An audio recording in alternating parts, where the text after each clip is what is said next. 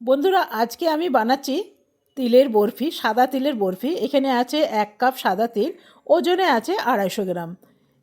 এখানে এটা ভাজা হয়ে গেছে।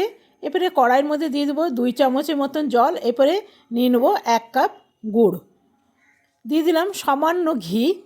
আর এখানে বেলার মধ্যে একটু ঘি লাগিয়ে নিলাম, আর পেপারটার মধ্যে একটু ঘি লাগিয়ে নিলাম।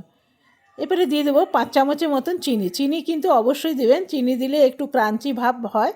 তো গুড়টা আমার একদম রেডি হয়ে গেছে। এরপরে তিলটা দিয়ে দেবো। তিলটা দিয়ে দেরি করা যাবে না, তাহলে কিন্তু কড়া হয়ে যাবে। বাটার পেপারের মধ্যে ঢেলে নিলাম। এরপরে বেলাই করে আমি এরকম করে রুটির মতন একদম বেলে নিলাম। তবে এই রেসিপিটা আমার চ্যানেলে আছে, আপনারা অবশ্যই গিয়ে দেখে নেবেন। তো এটা আমি একটু ভালো করে পিটি পিটি এটা করে নিলাম, তাহলে একদম খেতে তিলকুটের মতন হবে।